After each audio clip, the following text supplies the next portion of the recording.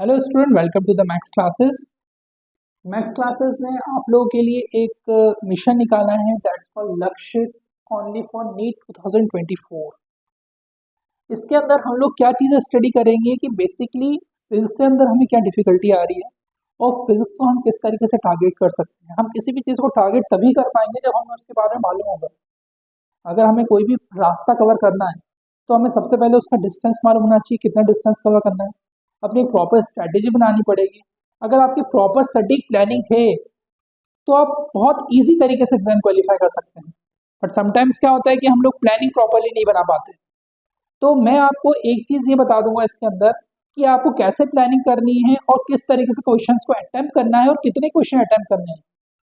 Generally physics एक ऐसा subject है कि बच्चे जो बायो बैकग्राउंड्स के रहते हैं उन्हें थोड़ी सी डिफिकल्टी आती है फॉर कैलकुलेशन, क्योंकि 11th और 12th क्लास में उनका मैथमेटिक्स स्किप हो जाता है, चला जाता है मैथमेटिक्स। बट यहाँ पे हम आपको हर चीज़ें बताएंगे जो आपके फिजिक्स और केमिस्ट्री सॉल्व करने के लिए बहुत ज़्यादा यूजफुल रहेंगे। तो जो अभी अपडेटेड सिलेबस है 2024 का, उसके अंदर हम लोग अगर फिजिक्स की बात करेंगे तो it is of total number of marks is 180। कितने मार्क्स का है? 180 मार्क्स का है। और 180 मार्क्स में फिजिक्स में क्वेश्चन आ रहे हैं, 50 क्वेश्चन आ रहे हैं। कितने क्वेश्चन आ रहे हैं? 50 क्वेश्चन आ रहे हैं। 180 मार्क्स का पेपर है और 50 क्वेश्चन आ रहे हैं, इतना हमें मालूम है। ठीक है, जिनको नहीं मालूम स्टूडेंट्स को वो ये पता करके रखने हैं कि टोटल मार्क्स कितने फिजिक्स के? 180 और क्वेश्चंस कितने? 50। अब क्या हो रहा है कि हर साल सिलेबस अपडेट होता जा रहा है। इस साल भी सिलेबस के अंदर अपडेशन हुआ है, बट मोस्ट ऑफ स्टूडेंट्स क्या कर रहे हैं, अभी शायद काफी बच्चों के बाद में सिलेबस नहीं होगा। आप लोग इस चैनल के नीचे एक लिंक दी रहेगी, उसके अंदर पूरा अपडेटेड सिलेबस है और इवन वीडियो के अंदर भी आपको अपडेटेड सिलेबस मिलेगा। ठीक है, तो हमें देखना यह है कि अभी अपडेटेड सिलेबस के अंदर फिजिक्स 11th क्लास का जो हम सिलेबस लेके चल रहे हैं, सिलेबस ऑब्वियसली 11th और 12th का आना है इसके अंदर। और इसके अंदर टोटल नंबर ऑफ यूनिट्स अभी के 2024 का सिलेबस के अंदर टोटल नंबर ऑफ यूनिट्स कितनी आ रही है? 10 यूनिट्स आ रही है। 11th की बात कर रहा हूँ मैं अभी, ठीक है बेटा, 11th की बात कर रहा हूँ। तो टोटल कितनी यूनिट्स आ रही है इसमें? 10 यूनिट्स आ रही हैं। और ये सारी 10 यूनिट्स वो यूनिट्स हैं जो एकदम फिजिक्स का बेसिक है। मतलब कुछ भी इसमें आपको एडवांस लेवल पे नहीं आएगा। हम जनरली फिजिक्स से इसलिए डरते हैं क्योंकि हम सोचते हैं कि JEE लेवल का कर लें, बहुत लंबे लंबे न्यूमेरिकल्स कर लें, डेरिवेशंस कर लें। ऐसी कोई भी आवश्यकता नहीं है आपको इसमें करने के लिए। इसके अंदर आपको बहुत बेसिक फिजिक्स आता है जो हम लोग आगे क्लासेस में परफॉर्म करेंगे। तो आज हम जो बात करने जा रहे हैं आपसे, वो हम अपडेटेड सिलेबस की बात करने जा रहे हैं फिजिक्स के, जिसके अंदर हमें दिख रहा है कि यूनिट फर्स्ट का जो नाम है, आपको ऑब्वियस एक फिजिकल वर्ल्ड करके चैप्टर था जो डिलीट हो चुका है। फिजिकल वर्ल्ड चैप्टर के अंदर क्या था? कुछ फोर्सेस के बारे में था, ग्रेविटेशनल फोर्स क्या होता है, इलेक्ट्रोस्टैटिक फोर्स क्या होता है, कुछ साइंटिस्ट की डिस्कवरीज दी हुई थी उसके अंदर। और कुछ हमें ये भी दिया हुआ था कि फोर्सेस जैसे gravitation force it is a part of 11th class syllabus, तो उसके बारे में कुछ डिटेल्स दी हुई थी। इलेक्ट्रोस्टैटिक जो 12th फिजिक्स का पार्ट है उसकी भी कुछ स्टडीज दी हुई थी। कुछ भी चीज़ें एक्चुअली में आपको मैं सही बात बताऊं कि डिलीट कुछ नहीं हुआ है। हमने क्या कर दिया है, उस सिलेबस को काफी कॉम्पैक्ट कर दिया गया है। मतलब जैसे हमें दिया हुआ था फिजिकल वर्ल्ड चैप्टर के अंदर कुछ बेसिक डेफिनेशंस, तो वो सारी बेसिक डेफिनेशंस 11th और 12th के पूरे सिलेबस का एक इंट्रोडक्शन था। आप समझ रहे हैं क्या था? 11th और 12th का जो पूरा फिजिक्स का सिलेबस का उसका इंट्रोडक्शन फिजिकल वर्ल्ड चैप्टर के अंदर दिया हुआ। तो ऑब्वियसली वो हटा तो दिया गया है, लेकिन उसका एग्जिस्टेंस अभी भी सिलेबस के अंदर रहेगा इंडिविजुअल चैप्टर्स के अंदर, क्योंकि electrostatic is a chapter of 12th class. Understand? Come to the point again. तो यूनिट फर्स्ट है हमारे पास physical physics and measurement. Physics और मेजरमेंट चैप्टर के अंदर जनरली जो अभी 2024 का नीट ने सिलेबस निकाला हुआ है वो ये गिवन टॉपिक्स हैं, इसके अलावा कुछ भी नहीं आएगा आपको अकॉर्डिंग टू नीट 2024। ठीक है, हम देखते हैं यूनिट फर्स्ट के अंदर क्या क्या चीजें कवर करी हुई हैं। Units of measurement, measurements of units का मतलब आ गया आपके कुछ फॉर्मूलाज होते हैं। जैसे सपोज करो कि अगर मैं एरिया के फॉर्मूले की बात करूं, तो एरिया का फॉर्मूला क्या होता है? Length into breadth. हम सबको मालूम है एरिया क्या होता है, लेंथ इनटू ब्रेथ। अगर हम बात करें वॉल्यूम की, अगर हमको किसी भी चीज का आयतन निकालना है, ये वॉल्यूम निकालना है, तो वॉल्यूम के अंदर क्या होता है? लेंथ होता है, ब्रेथ होती है और हाइट होती है। मैं बताऊंगा आपको किस तरीके से निकलेगा। सबसे पहले मैं आपको सिलेबस का डिस्कशन कर लूँ, then we just come to the questions. इसके बाद system of units. System of units की अगर मैं बात करूं, तो अगर मैं यूनिट्स की बात करूंगा यहाँ पे, तो सपोज करिए मैं मास की यूनिट पूछूं आपसे, मास। तो मास की यूनिट क्या होती है? केजी। तो ये क्या होगी, इसके अंदर यूनिट हो गई, और ये क्या हो गई, उसकी टर्मिनोलॉजी हो गई। तो ये सारी चीजें हमें स्टडी करनी बहुत बेसिक है। लेंथ की मैं पूछूं आपसे, लेंथ की यूनिट क्या होती है? मीटर होती है। लेंथ की यूनिट क्या होती है? मीटर होती है। ठीक है। उसी तरीके से सपोज करिए कि मैं आपसे डिस्टेंस की यूनिट पूछूं, किसकी? डिस्टेंस की। डिस्टेंस की यूनिट भी क्या होती है? मीटर होती है। तो ऐसी बहुत सारी चीजें हैं जो बहुत ही बेसिक हैं। बट क्या होता है, समटाइम्स स्टूडेंट्स की मेरा फिजिक्स नहीं हुआ है और फिजिक्स का मेरा पेपर क्वालिफाई नहीं हो पा रहा है, हमको नेगेटिव कुछ भी नहीं सोचना है। फिजिक्स बहुत ईजी है, बस आप एकदम बेसिक से उठा के चलेंगे तो आपको कोई भी डिफिकल्टी इसके अंदर नहीं आने वाली है, बिल्कुल भी डिफिकल्टी आपको इसके अंदर नहीं आने वाली है। तो अब हम देखते हैं अगला जो आएगा, सिलेबस के बारे में जो मैं बात कर रहा हूँ, ये आप सिलेबस नोट कर लीजिए और इस वीडियो को सेव कर लीजिए, क्योंकि सिलेबस के अकॉर्डिंग ही चलेंगे तो ही आप 180 मार्क्स के 50 क्वेश्चन अटेम्प्ट कर पाएंगे। कितने? लगभग लगभग आपको 45 क्वेश्चन उसमें अटेम्प्ट करने हैं, but you have to score maximum marks. अगर आपको आ रहा है तो छोड़ के थोड़ी आओगे, अगर आपको 50 क्वेश्चन पूरे आ रहे हैं तो आप छोड़ के थोड़ी आओगे। ऐसा नहीं कि भैया सर ने बोला था 45 करने और हमको 50 आ रहे हैं, सर हम सिर्फ 45 ही करके आए। अगर आपको 50 आ रहे हैं तो 50 अटेम्प्ट करिए, but minimum and maximum you have to solve 45 and maximum when it comes to 50 questions. Is it clear? अब आ रहे हैं हम लोग सिस्टम ऑफ यूनिट्स के अंदर, fundamentals and derived units. Unit किस तरीके से ड्राइव करेंगे हम लोग? यूनिट ड्राइव में आपको बहुत अच्छा तरीका बता रहा हूँ यूनिट ड्राइव करने का। सपोज करिए कि हमको एरिया निकालना है। क्या निकालना है? एरिया निकालना है। तो एरिया क्या होता है? लेंथ इंटू ब्रेथ होता है। क्या होता है? Length into breath. अंडरस्टैंड? ये एरिया का फॉर्मूला हो गया, जनरली फॉर्मूला हो गया, मैं डिटेल में सब बताऊंगा but I am just introducing you. ये फॉर्मूला हो गया।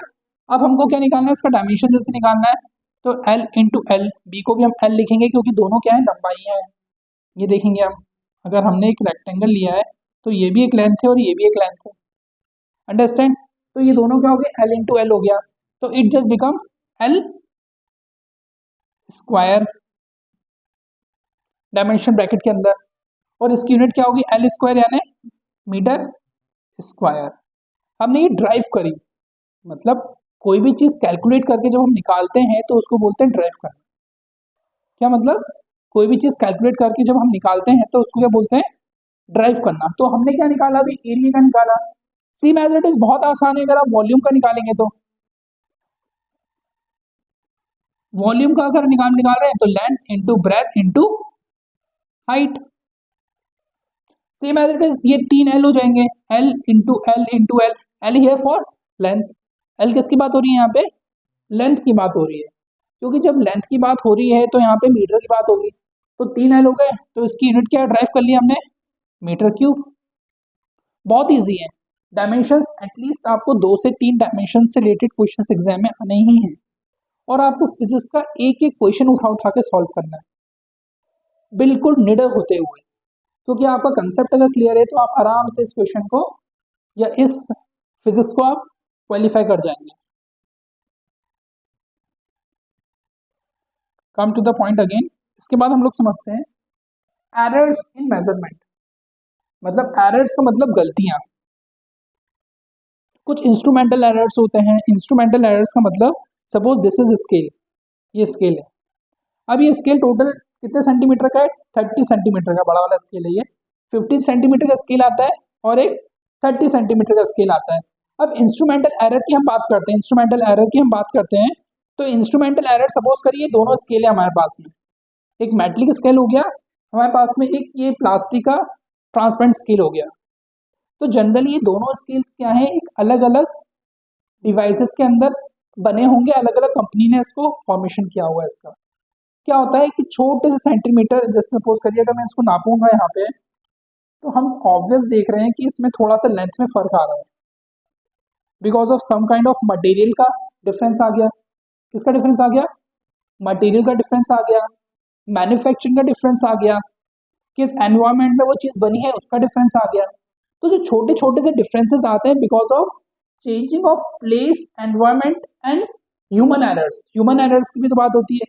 ह्यूमन एरर्स, सपोज मैं कहीं लिख रहा हूँ, गलती से मैंने स्पेलिंग मिस्टेक कर दी, तो दिस इज माई एरर। अगर कोई चीज़ किताब के अंदर दी हुई है तो मेरी गलती उसमें नहीं है, उसमें किताब वाले की गलती है, तो एक ह्यूमन एरर इन चीज़ों को बोला जाता है। तो जब हम एरर्स की स्टडी करते हैं तो जनरली हम लोग पता लगाते हैं कि एक्चुअल वैल्यू और एरर के बीच में जो डिफरेंस आता है उसको फाइंड आउट करने के लिए हमको स्टडी किसकी करते हैं? Errors in measurement. मेजरमेंट लेते समय हमसे क्या गलती हो गई, लेकिन बोलोगे सर मैंने तो कोई गलती नहीं करी, जैसा स्केल दिया था वैसे मैंने नापा, वैसे मैंने खींचा। तो गलती आपकी नहीं, या इंस्ट्रूमेंट की गलती है। इंस्ट्रूमेंट के अंदर क्या आ जाते हैं? एरर्स आ जाते हैं। हम लोग बिल्कुल अगर पॉइंट टू पॉइंट किसी एक कंपनी या दूसरी कंपनी के स्केल को मेजर करेंगे तो एक माइन्यूट पॉइंट का डिफरेंस जरूर आए, तो इसको बोलते हैं ऑब्जर्वेशन करना। इसको क्या बोलते हैं हम लोग? ऑब्जर्वेशन करना। अंडरस्टैंड? नाउ नेक्स्ट हम लोग समझते हैं डायमेंशनल एनालिसिस और dimension of physical quantities. Physical quantities का जो डायमेंशन होता है वो क्यों लिया जाता है? फिजिकल क्वांटिटीज का डायमेंशन हम इसलिए लेते हैं ताकि हम कोई भी अगर एक्सपेरिमेंट परफॉर्म कर रहे हैं या किसी भी ब्रिज का फॉर्मेशन कर रहे हैं या कोई भी इंस्ट्रूमेंट हम बना रहे हैं तो उसको प्रॉपर सीक्वेंस के साथ बनाना बहुत ज़रूरी है। अगर वो प्रॉपर सीक्वेंस के साथ वो चीज़ नहीं बनेगी तो आप उसका यूटिलाइजेशन नहीं कर पाएंगे। तो कोई भी चीज़ आप जब पढ़ रहे हैं तो सबसे ज़्यादा ज़रूरी उसके अंदर ये है कि उसकी एप्लीकेशंस क्या है। एप्लीकेशन का मतलब तो आप लोग समझने लगे, मोबाइल में एप्लीकेशंस होती हैं, तो एप्लीकेशंस क्या होती है कि जिसका आप इस्तेमाल करोगे। एप्लीकेशन का मतलब क्या होता है? जिसका आप क्या कर रहे हैं? इस्तेमाल कर रहे हैं। It is called an application.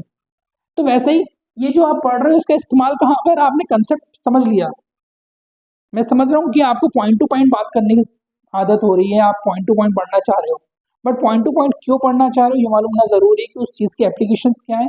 अगर आपको एप्लीकेशंस के बारे में मालूम है तो it is a very easy कि आपको ज़्यादा डिटेल लर्न भी नहीं करना पड़ेगा, रटना भी नहीं पड़ेगा, ज़्यादा समझना भी नहीं पड़ेगा। आप एक बार सुन लोगे और चीज़ आपको एकदम समझ में आ जाएगी। Now dimensional analysis. एनालिसिस हर चीज़ का होता है। अभी हम लोग क्या कर रहे हैं? सिलेबस का एनालिसिस कर रहे हैं। अगर आप इसका एनालिसिस नहीं करोगे तो आप एग्जाम क्वालिफाई करने में थोड़ी डिफिकल्टी फेस करोगे। अगर आपने सिलेबस का एनालिसिस किया तो ये एग्जाम आपके लिए बहुत ईजी होने वाला है। आपको कोई 18 घंटे या 20 घंटे की स्टडी नहीं करनी है, दैट सफिशिएंट। अगर आपने 4 से 5 घंटे पढ़ लिए फोकस्ड होकर, क्या होकर? फोकस्ड होकर कितने घंटे पढ़ लिए आपने? 4 से 5 घंटे लगातार भी नहीं बोल रहा हूँ मैं। आप 45 मिनट्स पढ़िए, ब्रेक लीजिए, फिर 45 मिनट्स पढ़िए, फिर ब्रेक लीजिए, फिर 45 मिनट्स पढ़िए, फिर ब्रेक लीजिए, तो that sufficient study pattern. But वो 45 मिनट्स क्या होने चाहिए? थोड़े से फोकस्ड होने चाहिए। क्या होने चाहिए? फोकस्ड। अंडरस्टैंड? हमें नहीं बैठना है 8-10 घंटे। 8-10 घंटे बैठोगे तो बॉडी आपकी अलग ही लेथार्जिक हो जाएगी and your body and your mind will not respond. जिसकी एफिशिएंसी स्टेमिना है वो आराम से पढ़ो 8-10 घंटे। बट एक बेसिक जनरल एवरेज स्टूडेंट की मैं बात करूं जिसने 11th-12th की कंसेप्ट अच्छे तरीके से पढ़े हैं तो लगभग 4 से 5 घंटे एक दिन के अंदर पढ़ाई ज़रूरी है। बाकी जो रिमेनिंग टाइम है उसमें आप अपने नोट्स तैयार कर लें, उसके अंदर आप कुछ अच्छे वीडियोस देख लें, उसके साथ साथ में आप कुछ क्वेश्चन पेपर्स लगा लें। ये अलग चीज़ है अपार्ट फ्रॉम स्टडीज़। देखिए हम स्टडीज़ को कैसे लेके चलते हैं कि 8 घंटे में बैठा हूँ, 8 घंटे या 10 घंटे से पढ़ रहा हूँ। पढ़ने का मतलब बेटा क्या है कि आपको 4 घंटे या 45 मिनट्स आप जो दे रहे हैं उसमें आप अपने कंसेप्ट क्लियर करेंगे, और वो कंसेप्ट क्लियर करने के बाद आप जो पेपर सॉल्व कर रहे हैं वो अलग चीज़ है। वो आपके स्टडीज़ के अंदर नहीं आएगा, वो आपकी प्रैक्टिस के अंदर आएगा। समझ गए? तो हम लोग समझेंगे dimension analysis, application of dimensions की, डायमेंशंस की क्या क्या एप्लीकेशंस, क्या डायमेंशंस की क्या क्या एप्लीकेशंस है। तो ये पूरा अपडेटेड सिलेबस है 2024 नीट के लिए। वीडियो को पूरा अच्छे तरीके से देखें ताकि आपको हर एक चीज़ क्लियर रहे। ये आप सिलेबस नोट कर लीजिए। इन्हीं सिलेबस के अकॉर्डिंग मैं अभी अपने नेक्स्ट लेक्चर के अंदर, अपनी नेक्स्ट क्लास के अंदर आपको कवर करूंगा chapter unit first physics and measurement. अगले चैप्टर्स का भी सेम आप एज इट इज आपको पैटर्न मिलेगा कि कितने नंबर्स का लगभग लगभग वो स्कोर कर रहा है, कितने क्वेश्चन उस सब्जेक्ट में से आ रहे हैं, कितने आपको क्वेश्चन अटेम्प्ट करने हैं। All this we just discuss in that syllabus. Next important जो नेक्स्ट लेक्चर है उसके अंदर आपको पूरे के पूरे इसके फॉर्मूले मिलेंगे। Thank you.